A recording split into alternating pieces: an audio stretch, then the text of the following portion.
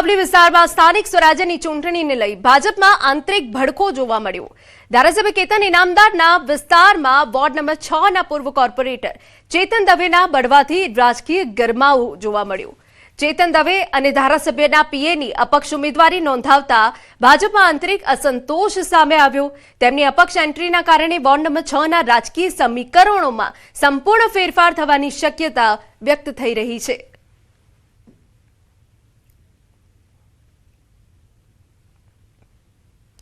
વડોદરામાં સ્થાનિક સ્વરાજ્યની ચૂંટણીના ટાણે વાઘોડિયા કોંગ્રેસમાં આંતરિક ભડકો સામે આવ્યો।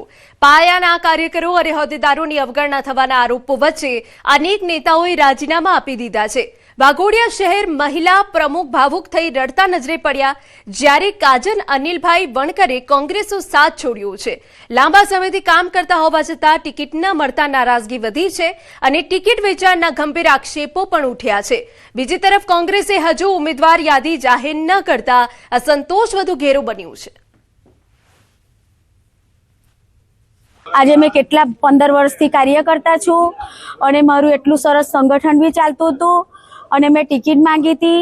મારા સાસુને હું લડાવતી હતી તો મને ટિકિટ ના આપી એ લોકોએ। આજે મારે 5 દિવસથી મેં રખડું છું, સાંજે 6:30 વાગ્યા લગીને રખડું, અહીંયા ફોર્મ રેડી કર્યું, હવે મને ટિકિટ નહીં આપી આ લોકોએ। સમાચાર વડોદરામાંથી કોંગ્રેસે યુવા ઉમેદવારને મેદાનમાં ઉતાર્યા। ચૂંટણી માટે કોંગ્રેસે 22 વર્ષીય યુવતીને ટિકિટ આપી। સાવલી તાલુકાની બેઠક માટે હિરલ વડોદિયાની ટિકિટ, સમર્થકો સાથે કચેરીમાં ઉમેદવારી નોંધાવી। યુવા મતદારોને આકર્ષવા કોંગ્રેસનો પ્રયાસ।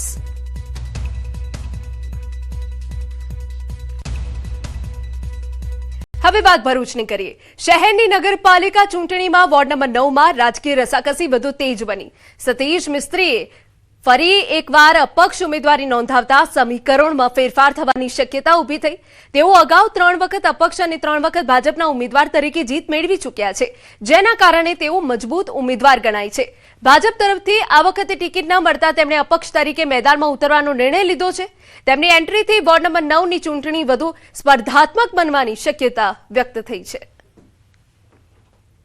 વોર્ડ નંબરથી સતત 7મી વાર ઉમેદવારી કરું છું। આ 4થી વખત અપક્ષ ઉમેદવારી કરું છું। વોર્ડ નંબર 9ના વિસ્તારના લોકોની માંગ અને લોકોના એના હિસાબે મારે તાત્કાલિક ફોર્મ ભરવું પડે એમ છે, એટલે હું લોકોની લાગણીને ધ્યાન રાખું, હું અપક્ષ તરીકે ઉમેદવારી ભરું છું ને 100% જીતીશ, એમાં મને કોઈ શંકાના સ્થાન નથી।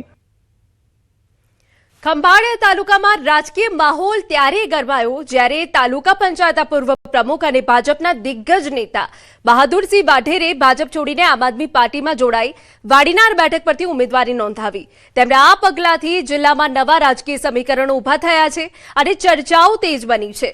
બહાદુરસિંહ વાઢેર તેમજ તેમના પરિવારનો સ્થાનિક રાજકારણમાં મજબૂત પ્રભાવ રહ્યું છે, જેના કારણે ભાજપના ગઢ ગણાતા વિસ્તારમાં અપક્ષ પલટો મહત્વપૂર્ણ માનવામાં આવી રહ્યો છે।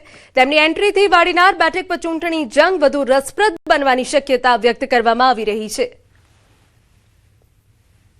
વાડીનાર સીટમાં ઉમેદવારી મેં જિલ્લા પંચાયતની સીટમાં ઉમેદવારી નોંધાવી છે। હું ભાજપની અંદર છેલ્લા ઘણા 15-20 વર્ષથી આમ તો મેં બીજે કોઈ પક્ષમાં વોટિંગ કર્યું જ નથી આજ સુધી, અને બીજેપીની અંદર હું તાલુકા પંચાયત પ્રમુખ જામ ખંભાળિયા 5 વર્ષ હતો અને આનાથી આગલી ટર્મમાં જિલ્લા પંચાયતમાં મારા વાઇફ ઉપપ્રમુખ તરીકે હતા। આપમાં ઉમેદવારી નોંધાવવાનું કારણ એક જ કે બીજેપીની અંદર મેં એવું સાંભળ્યું હતું કે ભાઈ 60 વર્ષની ઉંમર થઈ જાય તો એમાં ટિકિટ નહીં આપે, એના કારણે મેં આપમાં નોંધાવી છે ઉમેદવારી। દેવભૂમિ દ્વારકા જિલ્લામાં સ્થાનિક સ્વરાજ્યની ચૂંટણી વચ્ચે રાજકીય ગરમાવો જોવા મળી રહ્યો છે। જિલ્લા કોંગ્રેસ પ્રમુખ પાલ આંબલિયાએ ભાજપ પર ગંભીર આક્ષેપ કરતા જણાવ્યું કે કોંગ્રેસના કાર્યકરોને લાલચ અને ધમકીઓ આપવામાં આવી રહી છે। તેમણે આરોપ લગાવ્યો કે સત્તાના જોરે વિપક્ષને તોડવાના પ્રયાસો થઈ રહ્યા છે। આંબલિયાએ વિશ્વાસ વ્યક્ત કર્યો કે જિલ્લા પંચાયત અને 3 તાલુકા પંચાયતમાં કોંગ્રેસ જીતશે, તેમજ 2 નગરપાલિકામાં પણ કોંગ્રેસની જીત નિશ્ચિત છે।